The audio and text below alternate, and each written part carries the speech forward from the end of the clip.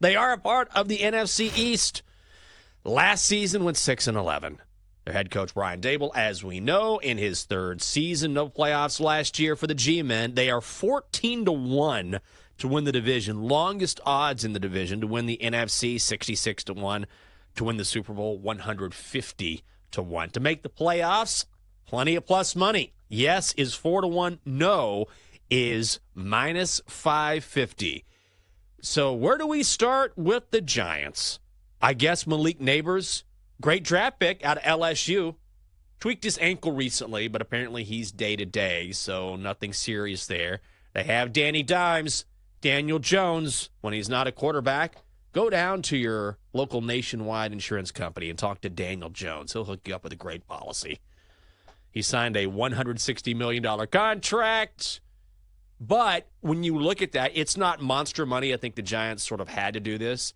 But during last year's draft, Chelsea, or into April, they tried to move up in the draft, just couldn't make the move. So they would love to move on from Danny Dimes. They just haven't been able to finagle it. Now Saquon's gone. Can you tell me anything about the Giants? I'm trying not to be a downer, but it's hard to put a spin on this team. Yeah, I feel like the only spin is you try to be one of the worst teams in football and maybe get yourself a nice draft pick next year. Yeah. Is all you can hope for from this Giants team. Because in the past, you would say, well, at least we have Saquon Barkley. At least he is somebody who's really fun to watch, and he is a one-man wrecking crew. But now he's gone, and then they keep suffering these injuries in the preseason. Malik Neighbors is banged up. Then you saw with Tyrone Tracy Jr. yesterday getting hurt and having to be carted off the playing field with an ankle injury. It looks very serious because it was a non-contact injury. They still have Devin Singletary, but still, this is not a team that can afford to lose any of their pieces. So I don't know. I was thinking, okay, what's the one thing you would be watching for? Because for me, it's still Malik Neighbors. Obviously, he is a little banged up, but I would imagine he at least plays part of the season. Because here's the thing. The hype for Malik Neighbors going into this year is really high. A really dynamic receiver out of LSU. He is supposed to have freak talent, but also he has Daniel Jones throwing the football. But I don't know. Like, what's the positive spin here? If you're a Giants fan, what are you hanging your hat on right now? I honestly don't know, if we're being honest. Here's the thing. Sometimes you just have to accept the fact that you're bad. You're bad. The Giants are a bad football team. Yes, they have Malik Neighbors. That's a great draft pick. Daniel Jones is, he's not terrible. He's not amazing. He can run.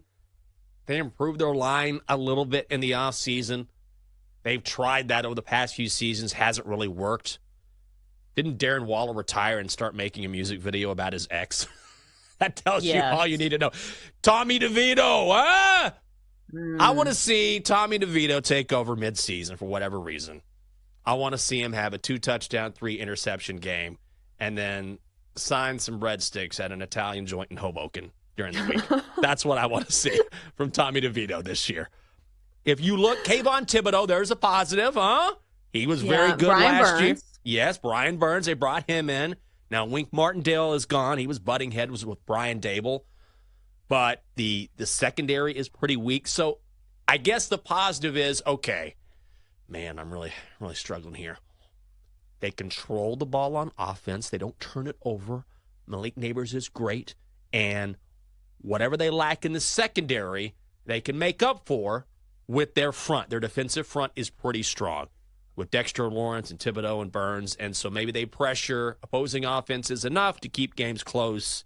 And then they have Graham Gano back. He's one of the better field goal kickers in the National Football League. Was injured for a lot of last season. If he returns to form, maybe the Giants win a lot of close games. That is my case for maybe the Giants being decent. Yeah, well, I guess we've seen that story kind of unfold before. Remember the year where the Giants won all of those really close games and they got absolutely smoked in the postseason? Maybe that's something you can at least hope for if you're a Giants fan. But you say maybe they limit their turnovers, and your quarterback is Daniel Jones. Last year in limited action, he had 2 touchdowns and 6 interceptions. That doesn't sound like somebody who's very good at limiting turnovers to me. Also, he's coming off a very serious injury. And here's one upside to Daniel Jones is his mobility. I know he's not thought of as a dual threat quarterback, but he used to be pretty dangerous with his feet. I think that viral video of when he got approached by the turf monster and he fell, he was actually running at one of the fastest speeds recorded in the NFL last season. So the fact that he's coming off a major surgery, I feel like this is not going in the pro list as well for Daniel Jones. The fact that maybe he can't move as well as he used to, that used to be one of the few good things you could say about Daniel Jones. So again, I'm trying to find a positive angle. I'm really struggling. But in the betting market, usually you can look at these teams who are kind of left in the gutter and say, okay, well, maybe the market reflects it and maybe you can find some value. But their win total is set at 6.5. Juice to the under at -140. You can bet on them to start the season 0-5. That's plus 625. To make the playoffs, no is -550. Jenks, are there any of these bets that you like, or at least can you make a case for any of them? No. I can't. I just can't. They made a huge mistake in letting Saquon go.